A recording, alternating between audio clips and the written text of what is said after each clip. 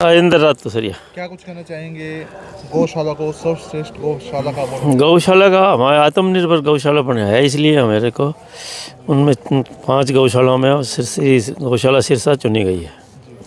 हमारे पास खाने का और का सब प्रकार से गौओं को सेवा करने का दाना मिलता है, इसलिए सर इसको आत्मनिर्भर गौशाला में चुनी गई है।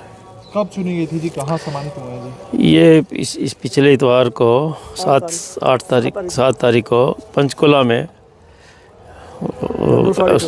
धनुष एडिटोरियम के अंदर सम्मानित किया गया है। सीएम साहब ने सम्मानित किया था? सीएम साहब भी थे, गौ सेवा के अध्यक्ष भी थे, श्याम सिंह राणा कृषि मंत्री भी थे। पूरा क्या कहा उन्होंने जब आपको सम्मानित किया था जी? उन्होंने कहा कि इनके दूध है 1850 किलो दूध है रोज़ का, तो बाकी गौशालाओं को भी इनकी जो है प्रेरणा लेकर के काम करना चाहिए।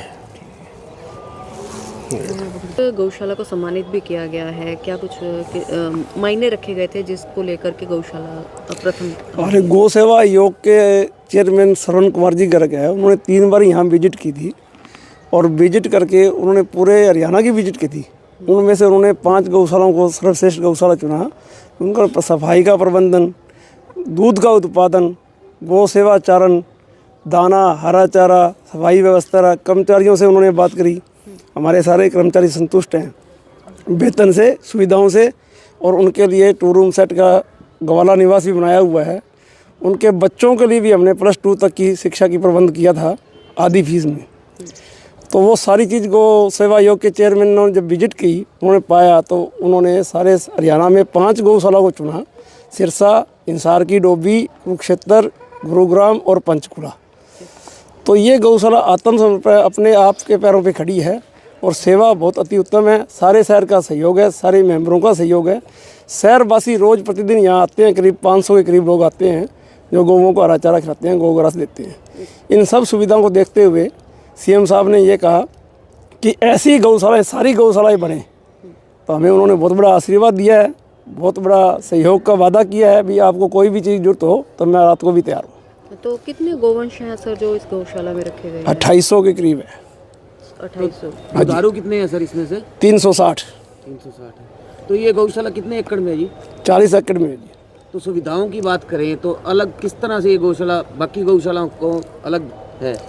यहाँ सारे गोवंश के लिए अलग अलग बाड़े बने हुए हैं और अलग नोरे बने हुए हैं। हर 8 घंटे बाद हम उनको नोरे में छोड़ देते हैं। सुबह शाम 2 टाइम सफाई, सेट की व्यवस्था, गर्मी सर्दी बरसात की व्यवस्था, हर तरह की व्यवस्था यहाँ की हुई है। तो सर आत्मनिर्भर ये गौशाला बनी है, क्या दिक्कत पहले रही हैं और किन किन दिक्कतों से आप सुलझते हुए आज सर्वश्रेष्ठ गौशाला तक पहुँचे हैं? पहले केवल ये दान पे ही चलती थी जी। फिर हमने लोगों को प्रेरित किया, लोगों को जोड़ा, इसमें 3 दुकानें बनाई, हरा चारा रखा, वहाँ पे टोकर रखा, चूरी रखी, और लोगों को घूमने के लिए शहर के लिए जगह बनाई हमने। यहाँ करीब 200-250 आदमी और महिलाएं आती हैं घूमने के लिए। उनको प्रेरित किया गौ सेवा के लिए, गौग्रास के लिए। तो अब उनको आदत होगी, वो रोज़ की करीब 400-500 लोग और महिला आती है, सैर भी करती है और गौग्रास भी डालते हैं। अब क्या क्या प्रबंधन खास यहाँ रहते हैं? जैसे गोबर गैस प्लांट की बात करें या फिर पानी की बात करें, क्या क्या प्रबंधन यहाँ से रहते हैं? यहाँ देखो, सबसे पहले तो सफाई की व्यवस्था होती है, उसके बाद नीराचारी की व्यवस्था होती है, हरा चारा, दाना, दलिया, गोबर गैस प्लांट पे दलिया बनाते हैं। सारे कर्मचारियों का हम PF काटते हैं, ESI देते हैं, लेबर जॉब में भी उनको रजिस्टर कराया हुआ है।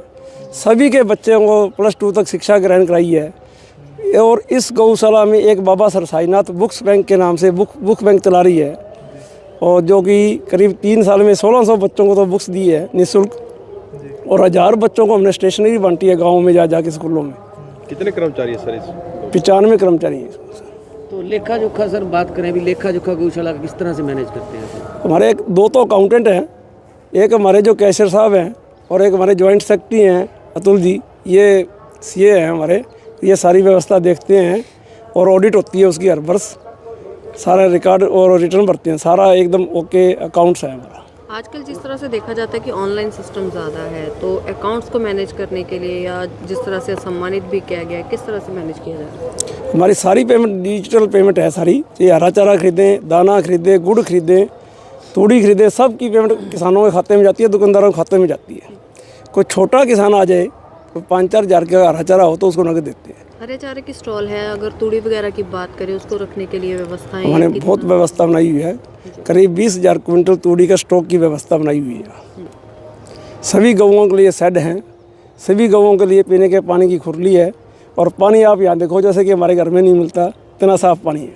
आवारा गोवंश छोड़ा जाता है, उसको लेकर के क्या अपील करेंगे? हर साल हम लेके आते हैं गौशाला के अंदर, इस बार भी 220 के करीब आया है। और मैं तो यही कहूँ कि गऊ को और अपने माँ बाप की सेवा जरूर करनी चाहिए। गऊ माँ तो 6 महीने दूध पिलाती है, गऊ माँ तो सारी उम्र हमें दूध पिलाती है, उसका दर्जा तो माँ से भी बड़ा हो गया, नहीं छोड़नी चाहिए। सरसा में कितनी गऊएं हैं, कितनी गौशाले हैं? 156 गौशाला है, जिसमें करीब 60,000 के करीब गोवंश है, आश्रित है उसके अंदर। अभी भी सड़कों के ऊपर हमारे 1500 से लेके 2,000 गोवंश है, जिनको सारी गौशालाएं ले रही है धीरे धीरे। तो सरकार की तरफ से कितना सहयोग होता है? बहुत सहयोग हो रहा है सरकार का, बहुत सहयोग हो रहा है, बड़ा सहयोग हो रहा है। बहुत सहयोग हो रहा है। 10 रुपये बछड़े का, 20 रुपये गऊ का, 40 रुपये नंदी का रोज का शुरू कर दिया गोवंश के लिए। इससे हमें बहुत बड़ी मदद मिलती है सरकार से। तो कोई रहनी नहीं चाहिए सड़कों। जैसे बेसहारा गौवंश बाजारों में हैं, उनके प्रति आप कोई कार्रवाई भी सर करवाते हैं, प्रशासन को बोलते हैं, या जो पशु प्रशासन के साथ लग के हमने 3 बार शहर को गोवंश मुक्त कर दिया, लेकिन पड़ोसी राज्य पंजाब से राजस्थान के लोग छोड़ जाते हैं और किसान भी छोड़ जाते हैं, जिनके घरों में बछड़ा हो जाए या गऊ दूध नहीं देती, बूढ़ी होने के बाद वो सड़कों में छोड़ देते हैं। तो सर ऐसे पशु पकड़ाया भी जाता है, उस पर भी कोई एक्शन लिया जाता है सरकार द्वारा? या सरकार प्रयास करती है लेकिन अधिकारी प्रयास नहीं करते। यदि अधिकारी प्रयास करे, आप फतेहाबाद जाके देखो, वहाँ के डीसी जो है, SDM DC रोज़ रात को डंडा लेके निकलते हैं हाथ में, और वो गोवंश को नंदीशाला में गौवंश में डाल के छोड़ के आते हैं। हमारे यहाँ अधिकारियों के सामने भी जो ये दूध बेचने वाले हैं, वो रोज़ दूध निकालते हैं और शाम को गौवंश सड़कों में छोड़ देते हैं। रोज़ उनसे हादसे होते हैं। अभी हमारा एक जवान बच्चा मरा है पिछले दिनों में, नंदी ने मारा है। लगातार हादसे हो रहे हैं शहर में, रोज़ हादसे होते हैं, डेली हादसे होते हैं। महिलाएं परेशान, बच्चियाँ परेशान, रोगी परेशान, बूढ़े बुजुर्ग परेशान। प्रशासन यदि अपनी ड्यूटी निभाए ना, तो मैं दावा करता हूँ एक भी गऊ वो सड़क पे नहीं रहेगी। तो आप CM मुख्यमंत्री से क्या मांग रखते हैं भाई, प्रशासन को थोड़ा यहाँ? जिस तरह से मुख्यमंत्री जी ने कहा भी मैं खुद पाली हूँ, पाली का मतलब गऊ को पालनहार और भगवान कृष्ण पालनहार थे, उसी तरह अधिकारी अपने आप को पाली समझ ले तो एक गोवंश सड़क में नहीं रहेगा। ये मेरा दावा है आपके साथ। ठीक है। पुलिस आ रही है, एडवोकेट। जी, क्या कुछ कहना चाहेंगे गौशाला को लेकर से? जो CM साहब ने इस गौशाला को सम्मानित किया है, वो हमारे लिए बहुत ही गर्व का विषय है, क्योंकि हमारे प्रधान जी ने, हमारे सचिव जी ने जो मेहनत की है, वो आगे इनको और इसके लिए प्रोत्साहित करेगी कि हम जो कर रहे हैं गऊओं के लिए, नंदी के लिए, तो हमें सरकार प्रोत्साहित आगे भी करती रहे। जनता से क्या करना चाहिए सर अपील? गौशाला क्या मैसेज देना चाहेंगे, क्योंकि सर्वश्रेष्ठ गौशाला अपनी ये श्री गौशाला बनी है? जनता से मैं यही अपील करना चाहूँगा कि समय समय पर जितना हो सके, जैसे आप अपने परिवार को समय देते हैं, ऐसे गौवंश के लिए समय दें। गौशाला में जाएं, किसी भी गौशाला में जाएं, डेली एक आप अपना नियम बनाएं कि उसमें थोड़ा गऊ के लिए दान पुण्य करें, गऊ के साथ समय बिताएं।